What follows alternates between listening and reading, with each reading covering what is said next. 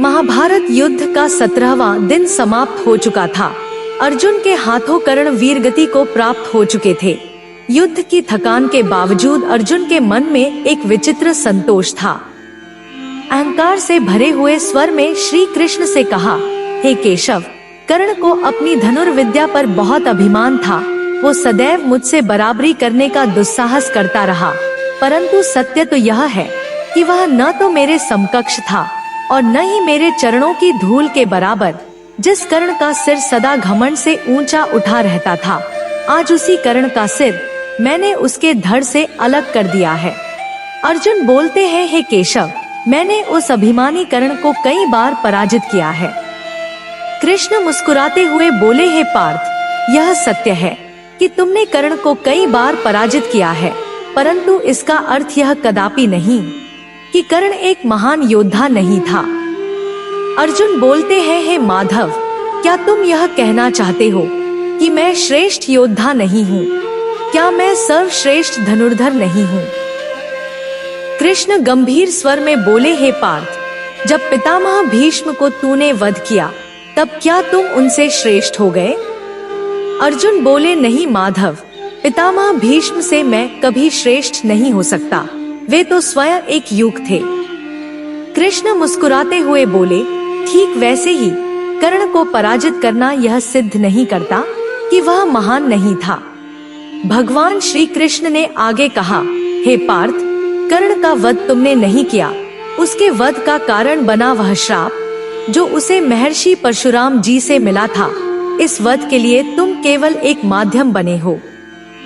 यह सुनकर अर्जुन आश्चर्य से पूछा, हे माधव, महर्षि परशुराम ने कर्ण को श्राप क्यों दिया था?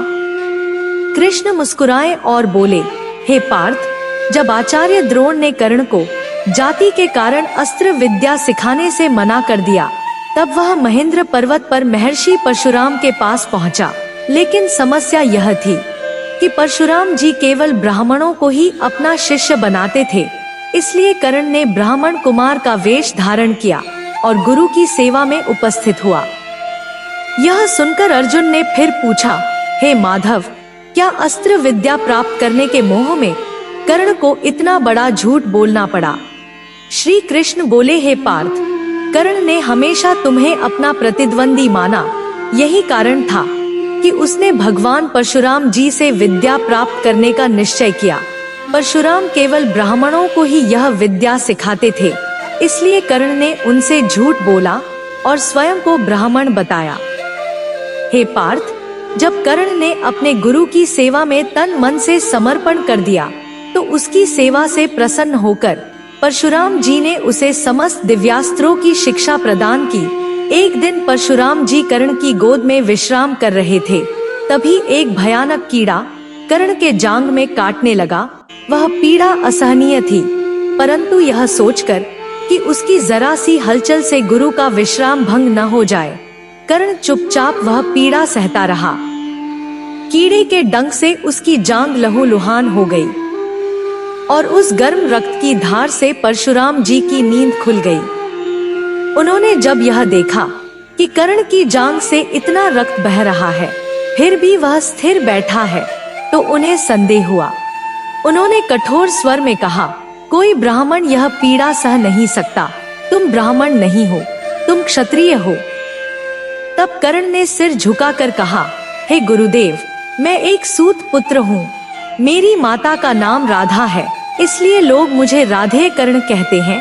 मुझ में आपकी दिव्य विद्या को प्राप्त करने की प्रबल इच्छा थी, लेकिन मुझे पता था कि आप ब्राह्मणों को ही यह ज्ञान प्रदान करते हैं, इसलिए विवश होकर मैंने झूठ बोला। यह सुनकर परशुराम जी अत्यंत क्रोधित हो उठे और बोले, मैं तुम्हें श्राप देता हूँ। जब इस विद्या की तुम्हें सबसे अधिक आवश्यकता होगी, तब यह तुम्हारे स्मरण से लुप्त हो जाएगी। तुम मंत्र भूल जाओगे। तुम जिस रथ पर युद्ध करोगे, उसके पहिए धरती में धंस जाएंगे। श्री कृष्ण ने अर्जुन की ओर देखा और गंभीर स्वर में कहा, इसलिए है अर्जुन, मैं कहता हूँ कि कर्ण को तुमने नहीं मारा, उसे मारा उसके झूठ ने, उसके गुरु के श्राप ने। हे पार्थ, जब मैंने कर्ण से कहा कि तुम अधर्म को छोड़कर धर्म के पक्ष में युद्ध करो। तो कर्ण ने कहा कि भले ही दुर्योधन अधर्मी हो, फिर भी वह मेरा मित्र है और अपने मित्र से निभाई गई मित्रता ही उसका प्रथम धर्म है। इसलिए वह अपने प्राण त्याग सकता है, परंतु अपने मित्र दुर्योधन को कभी धोखा नहीं देगा। और यही कर्ण ने करके दिखाया भी। उसने एक अधर्मी दुर्योधन से मित्रता निभाई और महाभारत के युद्ध में अपने प्राणों का त्याग कर धर्म की विजय का मार्ग प्रशस्त किया। हे मित्र, तुमने कभी कर्ण को समझा ही नहीं। कर्ण एक महान आत्मा था। कर्ण जैसा योद्धा, कर्ण जैसा दानवीर युगों युगों में कभी कभार ही जन्म लेते हैं। हे अर्जुन, यदि कभी तुम्हें कर्ण के जीवन का संपूर्ण सत्य जानने को मिले तो तुम स्वयं धरती पर शीश रखकर उस महान आत्मा को प्रणाम करोगे। तो मित्रों, यह थी आज की वीडियो। अगर आप अपनी कोई राय देना चाहते हैं तो कृपया हमें कमेंट के माध्यम से बताएं। वीडियो पसंद आई हो तो लाइक करें, शेयर करें और अगर आप चैनल पर नए हैं तो चैनल को सब्सक्राइब करना ना भूलें। धन्यवाद।